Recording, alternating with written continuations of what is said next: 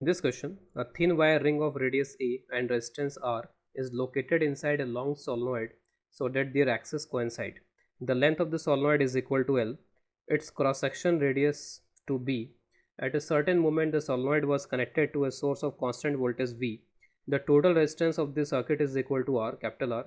Assuming the inductance of the ring to be negligible, find the maximum value of the radial force acting per unit length of the ring.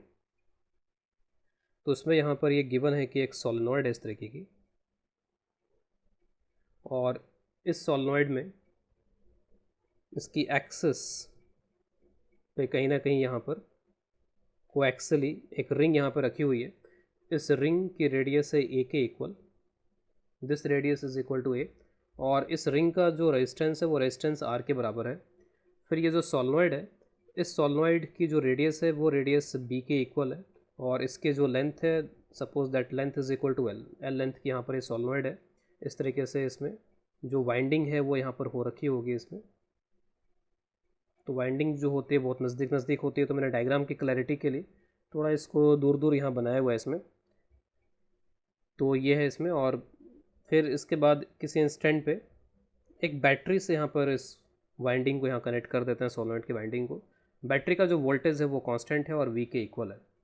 जो यहाँ पर ये winding यहाँ पर है solenoid की winding, तो सोलेनॉइड की वाइंडिंग का जो रेजिस्टेंस है वो रेजिस्टेंस यहाँ पर इसका आर के इक्वल. तो कैपिटल आर इसका रेजिस्टेंस है, स्मॉल आर इस छोटे से रिंग का यहाँ पर रेजिस्टेंस है, रेडियस इसका ए, इसका रेडियस यहाँ पर बी के इक्वल.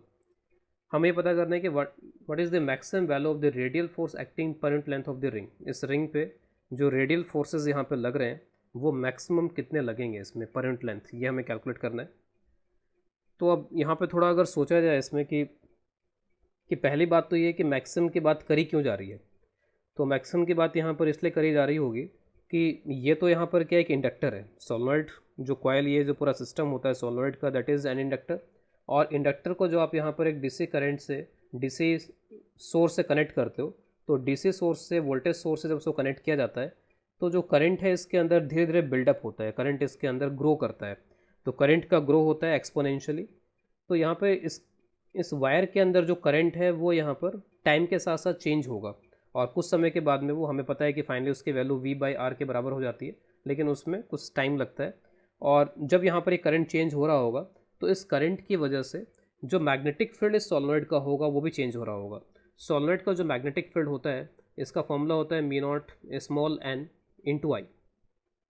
तो स्मॉल एन यहाँ पर होता है number of turns per unit length in this solenoid, और आई सोलेनॉइड में करंट है, सपोज आई करंट यहाँ फ्लो हो रहा है इसमें, जो कि टाइम के साथ वेरी कर रहा है इसमें, उसी से मैक्सिमम और ये सारी चीज़ें पूछी जा रही हैं. तो B is equal to mu naught n I. तो यहाँ पर ये मैग्नेटिक फील्ड हो जाएगा, और मैग्नेटिक फील्ड ऑब्वियसली किसका, अलॉन्ग द एक्सिस होता है. सपोज अलॉन्ग द एक्सिस ये मैग्नेटिक फील्ड का डायरेक्शन है.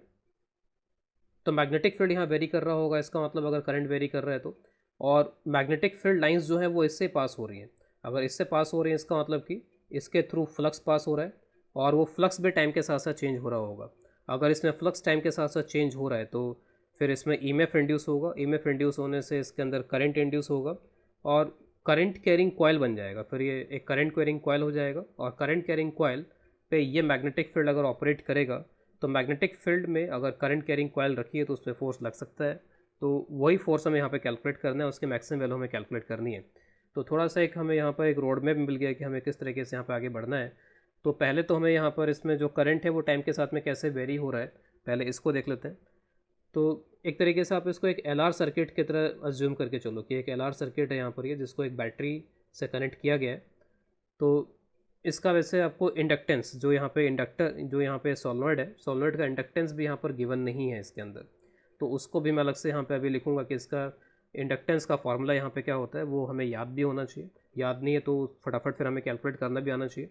तो इसमें जो करंट होगा जो कि टाइम का फंक्शन है वो यहाँ पर ये होता है वी बाई आर. इसको मैं डायरेक्टली लिख रहा हूँ 1 minus E raise to power minus R T by L.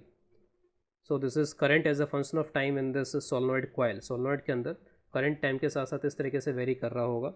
इसमें जो एल यहाँ पर आ रहा है सेल्फ इंडक्टेंस, तो एल जो कैलकुलेट होता है वो होता है फाई अपॉन आई से. अगर आप आई करंट फ्लो कराते हो तो उसकी वजह से कितना फ्लक्स सोलेनॉइड की कॉइल से पास हो रहा है, तो पहले एक टर्न से फ्लक्स निकाल लेंगे. तो मैग्नेटिक फील्ड कितना होगा, मी naught n I, this is the magnetic field. एक एक टर्न का एरिया कितना होगा यहाँ पे, तो इसका यहाँ पर जो रेडियस दिया गया बी है, तो पाई बी स्क्वायर, तो magnetic field multiplied by area ये हो गया flux, number of turns multiply करेंगे हो जाएगा टोटल फ्लक्स, तो नंबर ऑफ टर्न्स तो small N multiplied by the length L और डिवाइडेड बाय फिर वही करंट, तो आई और आई यहाँ पे कैंसिल हो जाते हैं और ये आपका आ जाता है mu naught N square pi B square into L. So this is the self inductance of this solenoid coil. अब ये सारी चीज़ें आ जाने के बाद में हम इससे फ्लक्स कैलकुलेट करेंगे कि फ्लक्स थ्रू द रिंग यहाँ पे क्या होगा। तो फ्लक्स थ्रू द रिंग, तो रिंग में जस्ट एक ही टर्न है यहाँ पर, अगर टर्न के बारे में नहीं बताया गया तो मैग्नेटिक फील्ड कितना है और एरिया से मल्टीप्लाई कर देते हैं। तो मैग्नेटिक फील्ड यहाँ पर कितना हो जाएगा, तो magnetic field is simply mu naught n capital I, ठीक है, capital I is the current in this coil, in this solenoid coil, तो mu naught n I pi A square, ये हो गया फ्लक्स थ्रू द रिंग। कितना EMF यहाँ पर induce होगा, तो ईएमएफ तो माइनस भी लिख सकते हो आप, minus D phi by D T, लेकिन मैं माइनस वगैरह को हटा रहा हूँ यहाँ से, जस्ट मैं D phi by D T लिख के काम चला रहा हूँ, मी नॉट, क्योंकि माइनस का कोई खास रिलेवेंस है नहीं यहाँ पर, जब हमें सिर्फ मैग्नीट्यूड से मतलब है, तो mu naught N pi A square D I upon D T,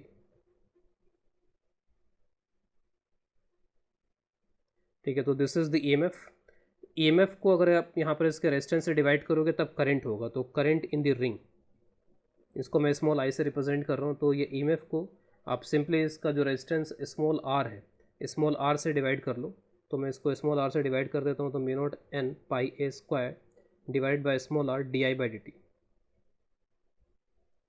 एक बार आपने यहाँ पर ये करंट कैलकुलेट कर लिया, अब देखते हैं कि फोर्सेस किस तरीके से लगेंगे।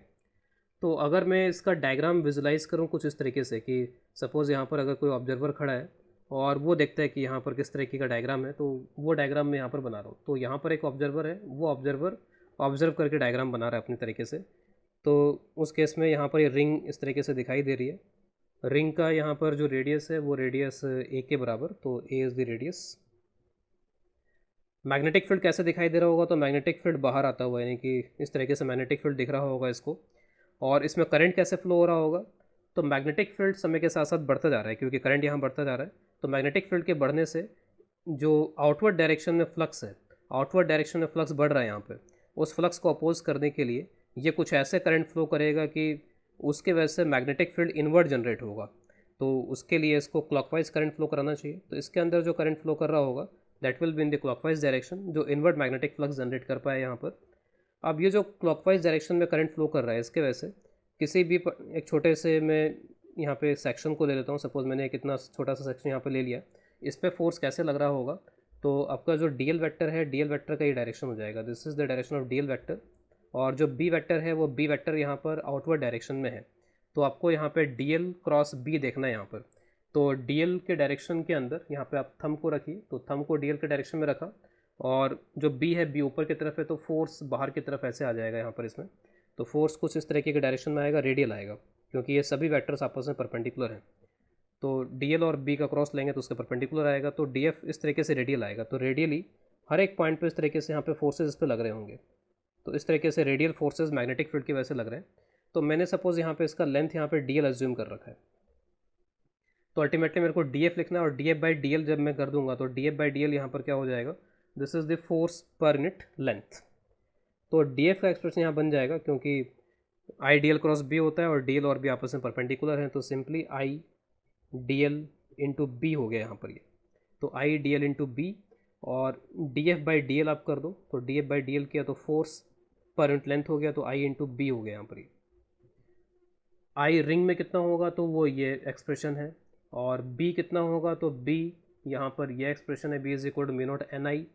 इस मी नॉट एन आई में आई क्या होगा, तो आई ये एक्सप्रेशन है। सारे एक्सप्रेशंस को हमें अब कंबाइन कर लेना चाहिए, तो let us combine all the expressions. तो आई किस जगह पे आप आई रखो, तो mu naught N pi A square divide by R, D I upon D T को मैं एक साथ बाद में अलग से रख दूंगा। बी किस जगह पे मैं मी नॉट एन आई रख रहा हूँ, तो एक आई आ गया और एक D I upon D T आ गया। हमें इन दोनों के ऊपर फोकस करना है बेसिकली। बाकी सारी चीज़ें तो आप देख सकते हो कि कांस्टेंट क्वांटिटीज़ हैं बस यहाँ पर। ये आई तो आप डायरेक्टली यहाँ से रख सकते हो, दिस इज़ आई, लेकिन D I upon D T के लिए आपको इसे डिफ्रेंशिएट भी करना पड़ेगा। तो let us differentiate this expression. तो अगर मैं इसे डिफ्रेंशिएट कर लूँ यहाँ पे, तो it is D I upon D T, और डी आई क्वान्टिटी यहाँ पे कितना आ जाएगा, तो आप देख सकते हो कि वी बाई आर, 1 का डिफ्रेंशिएशन इज 0, एक माइनस यहाँ पर है और यहाँ पर इसके वजह से एक माइनस आएगा तो दैट विल बिकम प्लस, और फिर यहाँ पे एक आर बाई एल भी आएगा तो plus R by L E raised to power minus R T by L, ये आर आप कैंसिल कर सकते हो तो इससे वी बाई एल बचेगा यहाँ पर सिर्फ। तो मैं उन दोनों को यहाँ रख देता हूँ, बाकी जो मल्टीप्लिकेशन होते हैं मल्टीप्लिकेशन कर देते हैं। तो mu naught square N square pi A square, तो होपफुली मैंने सब सही लिखा होगा इसमें, डिवाइडेड बाई आर, आई की जगह पे आप लिखोगे V by R 1 minus E raised to power minus R T by L, और डी आई क्वान्टिटी की जगह पे रखोगे आप वी बाई एल, तो this is V by L E raised to power minus R T by L. बाकी सारी चीज़ें कांस्टेंट है और एल की वैल्यू को आपको रखना पड़ेगा क्योंकि एल गिवन क्वांटिटी नहीं है यहाँ पर इसमें, तो L is not a given quantity. And one more thing, एक पॉइंट यहाँ पर जो लिखा है उसको मैं एक्सप्लेन कर दूँ आगे बढ़ने से पहले। इसमें एक पॉइंट ये लिखा हुआ है कि assuming the inductance of the ring to be negligible, तो इसका हमें क्या बेनिफिट हो रहा है या फिर हम कैसे इसको यहाँ पर क्वेश्चन में ले रहे हैं इसमें। तो किसी भी कॉयल से जब आप फ्लक्स निकालते हो तो वो फ्लक्स एक तो जो एक्सटर्नल सोर्सेज होते हैं उसके वजह से होता है, और एक फ्लक्स यहाँ पर इसमें खुद की कैपेसिटी की वजह से भी होता है, खुद की एक प्रॉपर्टी की वजह से होता है, इसको बोलते हैं सेल्फ इंडक्टेंस।